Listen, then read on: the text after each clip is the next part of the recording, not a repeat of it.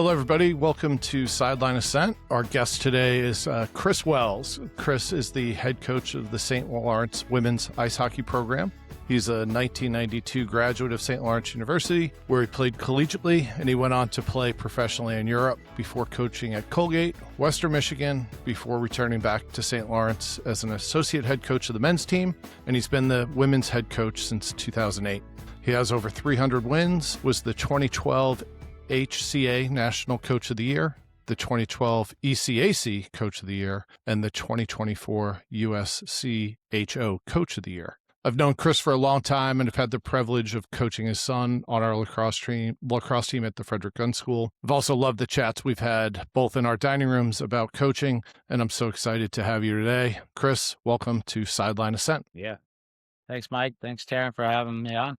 Taryn, I'll start. Chris, you grew up in Canton. You played at St. Lawrence, and then obviously, as I said, you played professionally in Europe. You came back to the States. When did you know that you wanted to coach? Did you know all along, or was it sort of a process? I think I probably realized I wanted to stay in the game. Once you realize you're not going to go as far as you thought you were going to go when you play at some point. I think that all happens to us in college. And, obviously we've had some great coaches and some great people to learn under, and, provided a lot of enthusiasm and fun for the sport, not only just playing the sport, but just, coming together and doing just about everything that is involved in team sports, and felt like that was a good way to make a living. They seemed pretty happy and able to get the competitive juices going. So I figured I'd play out my string, and, was fortunate.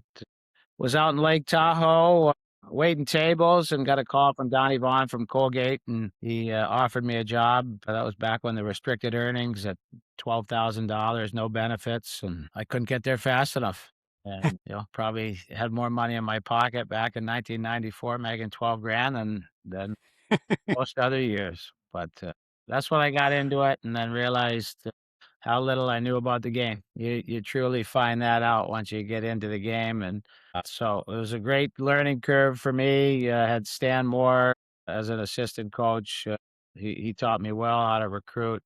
And then Donnie was certainly a great mentor, and both of them are great friends still. That's awesome. Chris, talk to us a little bit about your coaching philosophy. I think so many coaches get into the sport coaching the way they were coached, and it takes a lot of concentrated effort to really develop your own coaching philosophy.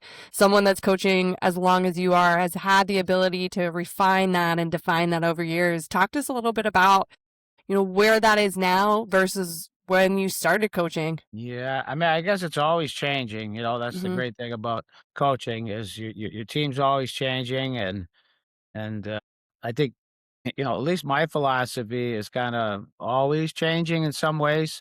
Some things hold true, but, when I first started, back in, if you want me to go back to the 90s, I mean, I'll just start at the beginning. But, just starting, it just felt like, my role on the team and the coaching staff was kind of, fun, assistant, be able to bounce things off players. Both the guys that I worked with were, over 40 at that time, and I was 25. So to be able to have that connectivity and to be able to be a good conduit to the staff, to the players, and, be able to help the players out with my experiences, and then, be able to help the staff out and give some insight. But I think everybody I've played for and been with has always kind of been themselves. So I think that's been a big part of what I've tried to do. And I'm sure there's moments where I go back and think about times where I try to do some things that I feel are the right things to do. But, after day two, I completely feel uncomfortable and, just kind of revert back to, being who I am. So, I think that's the biggest thing, is just trying to be who I am every single day, and, give the kids a good experience and have them excited to come to the rink every single day, and know that they can work, be competitive, and then they can leave the front door and be college students. So I guess, be a part of their lives, but not in their lives, and push them as hard as they can. Awesome. Chris, one of your players has said he's genuinely invested in both his players and this community. Can you talk to us a little bit about what it means to coach, in your hometown of Canton and at obviously your school at St. Lawrence? Yeah, I mean, that's pretty special. You don't realize it when you're doing it, but once you get to the point where I'm at now and start looking back at the things that have happened, to be able to be in my hometown where, I grew up, where my parents worked at the university where both my parents worked and had such a big influence on the town, both of them. Canton's a special place, as you know, Mike, and Mm-hmm. Taryn, you have an open invite to come anytime you want. I would say if you like the cold, middle of January to middle of February is a fantastic time to come to get the real experience. But there's so much pride in the hockey programs, so growing up, all I wanted to do was play for St. Lawrence. I mean, that's all I did. Anytime I played street hockey, our home rink was Appleton. So this is where I learned how to play. So, I mean, that was it for me. I wanted to be able to play at St. Lawrence, and there was nothing else that mattered. And fortunate to be able to do that and just feel the energy from the town playing here, and then being able to come back and coach and go to some other places and see what truly makes Canton special is the connectivity between the hockey teams and the community, and then to kind of be someone who is the leader of that. And I mean, we get anywhere when we play Clarkson, we'll be pushing 1,000. I mean, we get 1,000 people to come watch us play. They get 1,000 people come watch me work every single day. That's pretty good. And to be able to kind of give the town a little bit of a pride and just if we can give them a big moral boost and get everybody going and feeling good about the season and, just something to talk about when you're walking down the streets. It's fun. I don't mind the pressure. You go out to the grocery store, you're going to bump into some fans and they're going to give you some free advice or they're going to give you a pat on the back. And well, I certainly feel like deserve a lot of the free advice. And, I wish that, my staff and my team would be out there, when everybody gives us a pat on the back, because they certainly deserve it as much as anybody else. But, just being a part of the fabric of the town and the university, and, it's just there's so much connectivity and tradition. You go to each rink, you go down to Princeton, and there'll be piles of alums that come in, and, just being able to talk about the history of St. Lawrence and the hockey program, no matter year one of our alums have graduated, I think makes a big difference. And just the ability to have the chemistry and the alumni base that we have, both with the men's and women's team. But yeah, a lot of pride. It's great coming to the rink.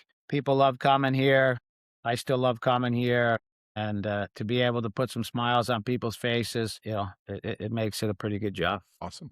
There's so much there that I think questions that I have from that. I think how you've probably had amazing opportunities to go to bigger programs and everyone now is chasing bags of cash, it feels like, in the coaching world. But I think it's something so special to see coaches that are able to lead programs and have that lasting success. Like, what have you found has been kind of the secret, so to speak, as far as having that lasting success and carrying that tradition at a program over the time that you have, and sort of what's made you stay grounded in where you are? Well, probably the people I spend a lot of time with keep me grounded, and opportunities have come up to go, and at the end of the day, when it's time to make a decision, it's been pretty easy. We able to raise our family here. Feel like we have a great support, not only from our athletic department, but our president. We've had that ever since I've been in this position. A little bit of an underdog mentality that kind of keeps you going every single day. We have a fantastic staff that has worked together now. We'll be pushing 18 years. I think it's got to be our equestrian staff is actually longer. St. Lawrence has the two longest tenured staffs, I think, in any sort of collegiate sport. Our equestrian staff has been together for over 20 years, and we've been together for 18 years. Wow. So obviously that continuity and friendship, goes a long way with wanting to stay and being able to do the things that we want to do. But just knowing what we know, having that underdog mentality, knowing we can compete at the highest level, get into the tournament and beat Penn State 2 years in a row and be able to go up against Wisconsin and Ohio State in the tournament and, be one goal away, heading into the third period to go to the Frozen Four. It takes a lot more to get to where those schools get in a lot of places, but it gives us a little opportunity and some energy to be able to keep pushing forward. But certainly, the comfort, being able to raise our family, I feel like I get to really be myself here. Not that I wouldn't be at any other place, but that's been a big part of being able to stay. And then just as each season goes on, you develop more and more relationships. What kind of impact you've had on people that have graduated, and understanding when they come back, they love coming back because it's like coming back home for them, because our Mm. staff's been the same. It's not 3 new coaches where they come back and have to explain what it was like when they were in college. They just come right back. It's, like a college kid coming home for Thanksgiving break, that first time jumping on the couch and getting, that first home cooked meal. They're right back home, right back into it. That's the way our alums feel when they come back to campus. They can just jump right back into where they are, just because of the continuity with our staff. Our 2 associate coaches, Mayor McDougal-Bari and Ted Wisner, we've been together for 18 years. So that's been a big part of it, but it's a great place. Yep. Chris, I call you Wellesley. Your players call you Wellesley, and they talk about you being genuinely interested in them as people, but you also have to hold them accountable. Is there a secret sauce there, being that open, friendly coach who you are, but also one that needs to drive home maybe some tough conversations at times? Yeah, probably, a lot like our own kids. They know you love them, but sometimes that they think you're the worst parents in the world too. So that's I'm sure that's been the mentality of some of the players too. Yeah, I know he loves me, but I don't like him as a coach right now. But they know I play no head games. Our staff doesn't play any head games. We're here for anything. As we've talked about, Mike, there is not there is not a team in the country in any sport that is allowed to go to college like our kids go to college and be able to play at the highest level. And I have no rules. And we recruit kids who come in and can adjust to that, and sometimes they fall on their face, and we're here to catch them and discipline them if they have to be, but they get a chance to learn. They're not under the microscope to win all the time, and I think that gives them some room to grow. It's college, and the game has gotten very important, and certainly the investment in the game is significantly grown since I've started. So that is not, I'm not blind to that, but I still feel like we can do the things that we were doing back when I started in 2008 and still be successful, getting the right kids in here, understanding. Obviously, you get some players that might be right on the fence, but they could go either way depending on where they are. But I think what we've been able to build here, and just kind of the day-to-day expectations, makes them go to the good side more often than the bad. And it's just as I said, it's a good place to work and feel like the kids need to enjoy college. So I think that helps. I think our office doors are wide open. They can hear everything in our office. We can hear everything in the lounge. I just think the openness, kids know they can come in and tell me practice is terrible, and they need to have a reason why practice was terrible. But, we don't harp on them. We don't ask a ton. We just ask them to be good college kids and come and work and play hard, when they're at the rink. And I think that goes a long way. You mentioned recruiting, and I know a lot of coaches that have been doing this a long time, recruiting at the college level, are really struggling right now. They're really struggling with the way things have changed, the transfer portal, and the impact it's had on their teams and program. And for someone like you that's still having success and beating those Power 4 schools and programs, talk to us a little bit about how your approach has changed to that. Do you feel like it changed how your staff is handling your players, or are you just able to keep navigating it the same way you've always been? Yeah, no, I think we're always changing. I mean, our core values and the way we approach things are still kind of the same. But the fifth year threw a kind of a wrench into everyday recruiting, and now here in 2 days, we're probably going to get it back again. Yep, it's probably going through on Friday. Yeah, but the big thing, one of the first things I learned back in '94 from Stan Moore and another guy who was recruiting at the time, Greg Drexel, is, the first two things they said to me was recruit daily or die. Mhm. And Mm-hmm. that's what you have to do. And we have a great recruiter in Ted Wisner. He loves recruiting. That's all he loves to do. I mean, he coaches, but he loves to recruit. And, he's made so many connections, and, certainly that helps. He's out on the road all the time, and he might not get every kid, but, because of the relationships that he has developed, and the experience that our players have had, that has really helped in our recruiting. We generally, a lot of people ask about the NIL and, even cost of attendance and Alston Grant stuff. We don't have that at this point. And, the tagline a couple of years ago is, we don't have that. We want players that want to come in and beat that. And, that That's right. resonated with just enough kids, and feel like we have one of our best recruiting classes coming in next year, on top of an excellent class that we had this year. So pretty excited about where we could go.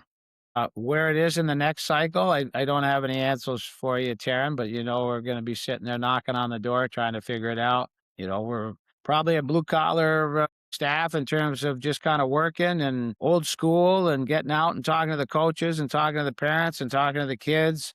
A big thing for us is getting players on campus, which is sometimes hard, and it's hard when things go fast in the summer, and that's our Mm-hmm. recruiting cycle now. So June 15th is our first phone call.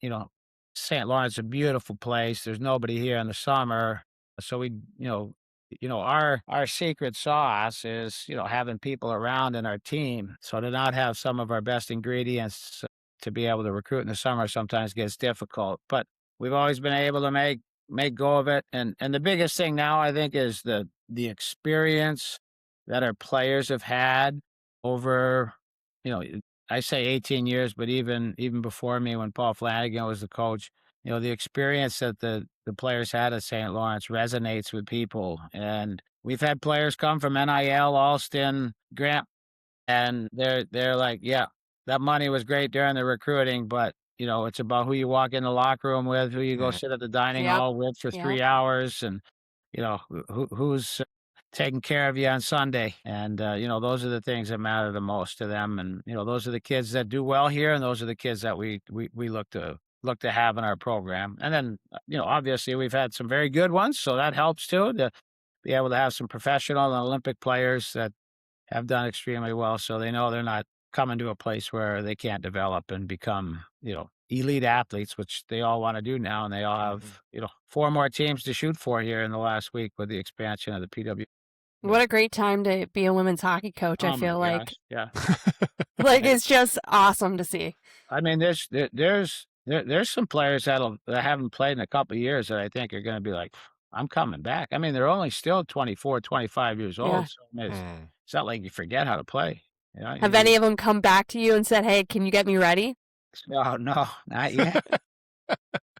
It's still a drive. They'll probably be looking for some friends in more, urban setting, but it would be great to be able to have them come back and train before their season. I think with the November season starting, we do have some that definitely, former players come back and skate with us in the last couple of years, but none that have been out of retirement. Yeah. Yeah. Chris, you and I have talked a lot, in our conversations around development and developing players, and always looking to make them better, right? And that growth can happen at any point, and having that open mindset around that. Can you expand a little bit about that, maybe where that philosophy came from for you, or just sort of how you go about it on a daily basis in the program? Well, I mean, we have great access to the rink, and Yep. what we don't have in our 3-4 hour blocks that most of the other major schools have is, we have our rink right on campus. Players come over in between class and jump on the ice for 20, 25, 30 minutes to be able to do some extra skills. We have a state-of-the-art strength and conditioning center, 5,000 square feet, just for the men and women. It is has to be one of the nicest facilities in our game. And then our strength and conditioning coach, Jared Hatz, who's been here the last 5 years, is absolutely perfect for our position. So in terms of skill development, physical development, we get you in and we get you out. We're not sitting there, you're not coming over. If you're here for 3.5 hours, then, we've probably done something wrong. you know, school's hard, and managing your time is hard, and being on the bus for 6 hours on the weekend one way is hard. That those are the things that are real about St. Lawrence. But with that, being on the bus is fun. Hmm. And that's also real about the experience we have here, and kids develop on the bus. I mean, I think the cliche tagline is you develop off ice as much as you do on ice, and your off ice development really probably pushes your on ice development. Competitive will push you academically. Great students come in and excel. They come, they'll walk across the street. Our academic side is on one side of the street, athletic side on the other. And, they can go across the street, do great. Their confidence level's high. Their social confidence is high. They're probably going to be doing pretty well on the ice. And rarely is your confidence low socially or academically, and you get a good product athletically. So making sure that the players are doing well enough academically.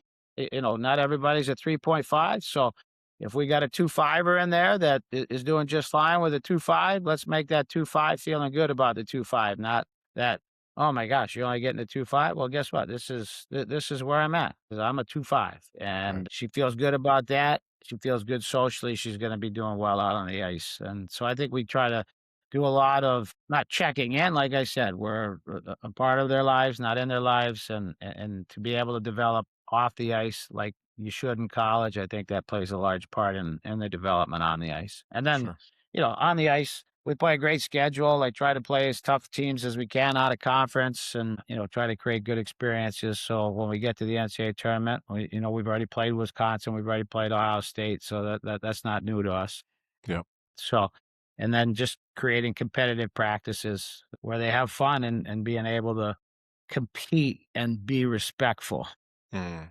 And I think that's been the biggest thing for us. Is it's never, I've never known, I'm sure there's been instances, but I feel like our teams always compete hard in practice and then never take it too long into the locker room. Mhm. I'm not saying it hasn't come back to the locker room, but generally by the time the showers are done, everybody's back to where they should be. So I think that's the fine line. You don't want to create too much competition or aggression in practice where it becomes, I find, counterproductive. Sure. Yeah. Awesome. Thanks. Yeah, I think women sometimes, most people have the misconception that women in some ways are more competitive in certain areas than men, where they will take that into the locker room. So how do you build that? I think so many coaches struggle with building that competitiveness. You have to program that into your practice. So is there any things that you guys do specifically to help create that feel of enjoying the part of competing and not being afraid of it too, not being afraid of what if we don't win, and what's going to happen after that? Well, I think we talk about it a lot. At least I feel like we do. Mm-hmm. I should have one of our players on here to fact check on all the stuff we say. But Tell them to email us if anything sounds inaccurate. so I feel like we talk a lot about being, just kind of what I just said. Like, we're going to compete hard. People are going to bump into you. People are going to get upset. People are going to chop and hack, and that's just part of the game. Mm. And if it goes over the line, then obviously we'll probably stop it, or the players stop it themselves. And I think that's just kind of been built into where we are. And then in terms of, Taryn, you mentioned the winning, obviously everybody talks about the process and being there. And so we do our best to stick to the process. Also a big believer that winning is part of the process. Yep. Mhm.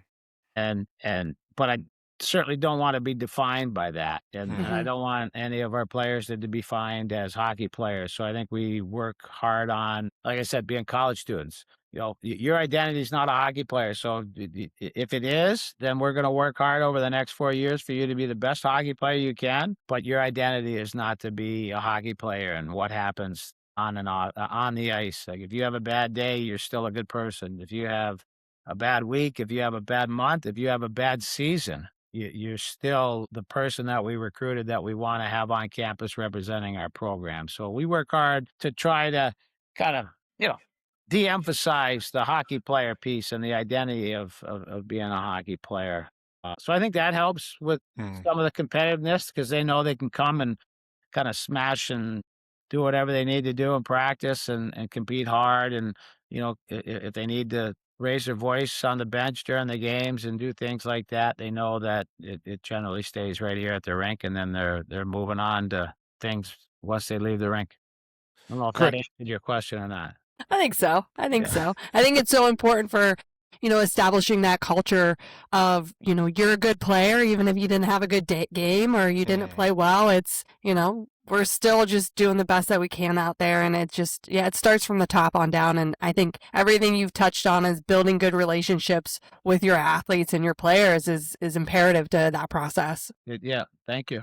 It's hard. I mean, It is now that hard. you have agents in the business, and that's certainly going to be a new element for all the coaches at our level.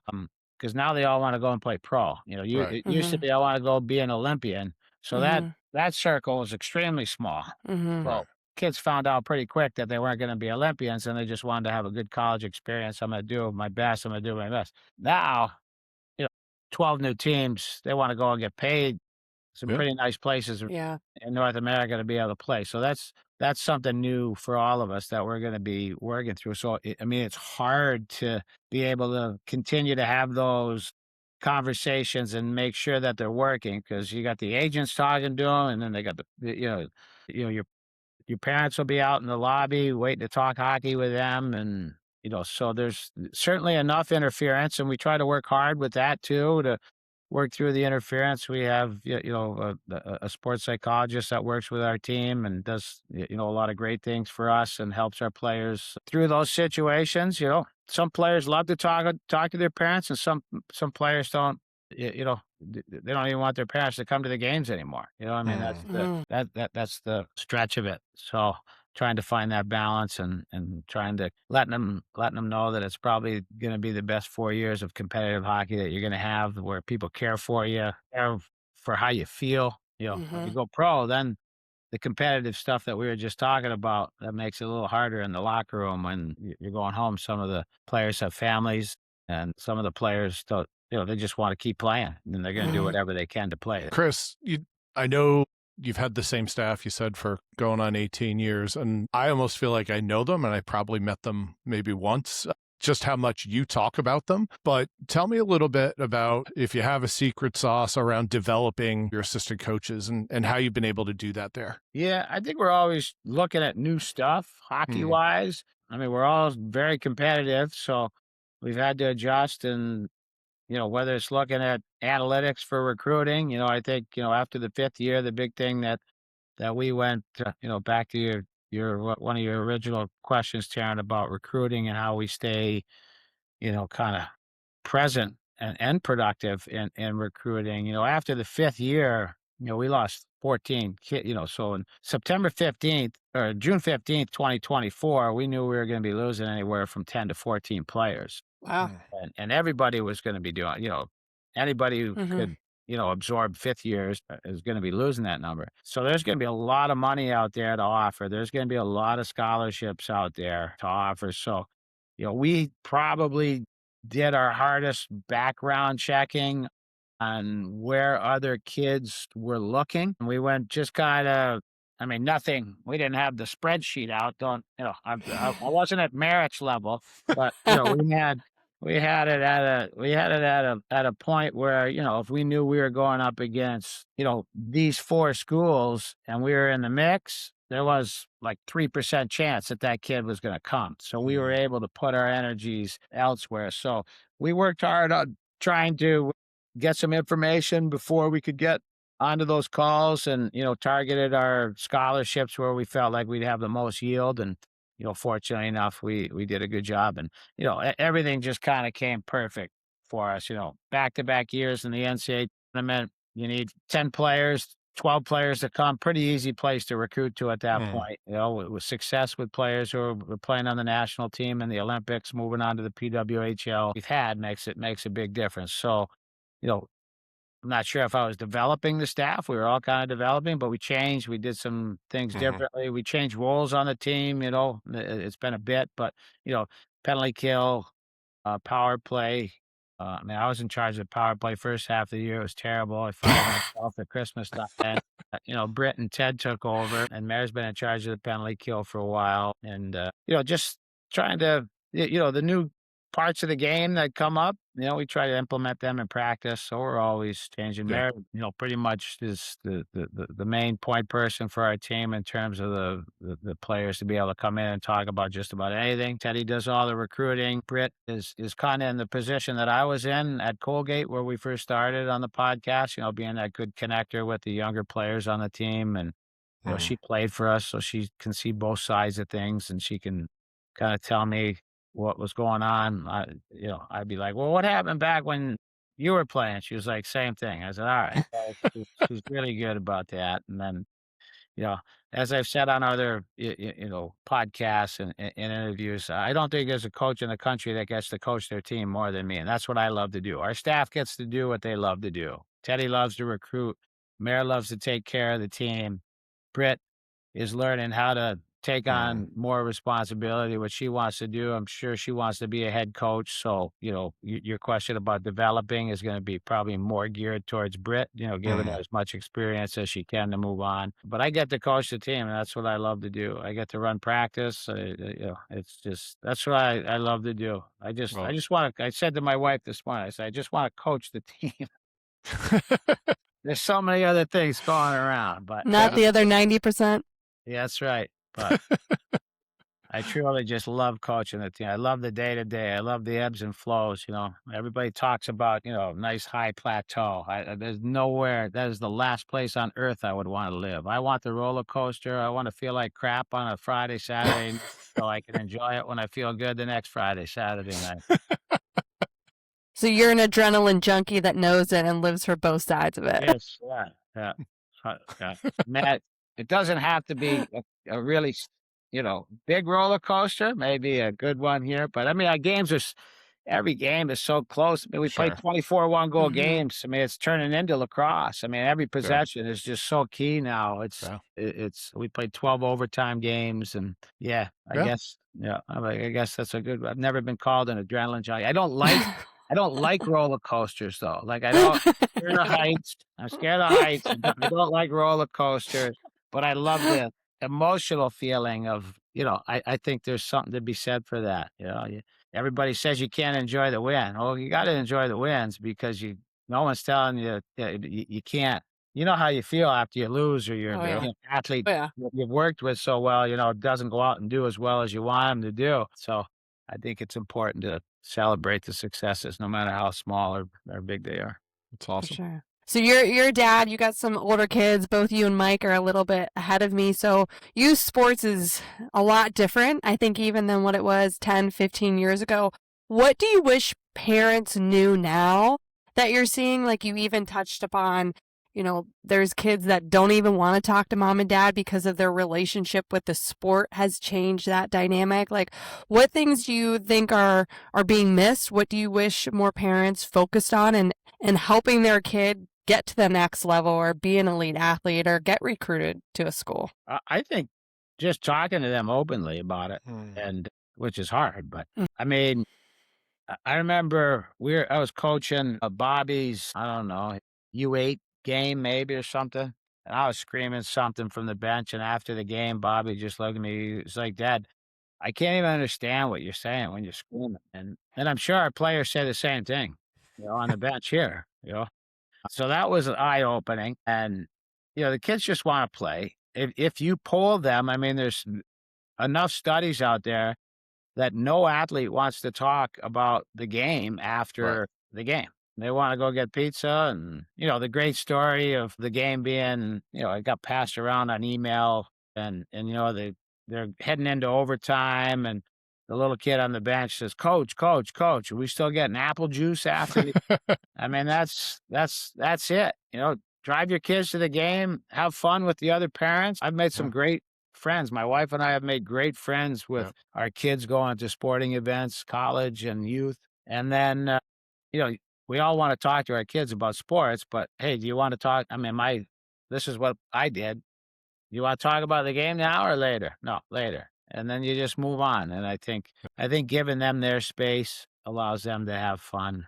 but just have fun. I mean, just, whatever it is, kick the can, front yard, capture the flag, all the stuff. I mean, that's what we do up here. We don't have all the box stores and amusement parks. You got to learn how to play all the yard games up here. So, Shipping my kids up to you. so anyway, that's what I do. Let them do as much as possible. I mean, our kids, we're fortunate enough. We let them play. I mean, in Bobby's situation, he loved hockey, and I think at the end of the day, he went to Gunnery to hopefully play college hockey, and loved lacrosse. And he got injured 2 years in hockey, and then his third year was the COVID year. And if he specifically stayed playing hockey, he never would have had the experience in college that he had, which he'd never change, because he continued to play lacrosse, played for Mike. They had, 3 great years while he was there. But, so, it was just being able to have success at lacrosse, and then he got hurt, and then he was able to have such an enlightening and productive experience playing Division III lacrosse. And if he would have just been sports specific, he would have gotten injured. If he chose hockey, he wouldn't have had that experience. So, our kids played as long as they could, as many sports. And one of our youngest quit hockey because she didn't like to put the gear on. I remember she brought us out to the porch and she was like, "Mom, Dad, I hope this doesn't bother you, but I think I want to quit hockey." And, it didn't bother us at all. She wanted to do other things. She swam and, she played a little lacrosse, but let them play as many sports as long as possible. Yeah. You only go around once. You might as well do what you want to do. Absolutely. Yep. Absolutely. All right.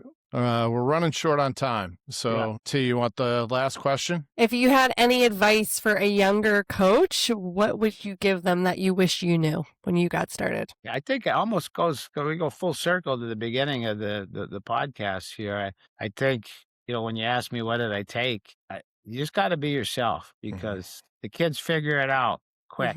They know if you're trying to act or be different.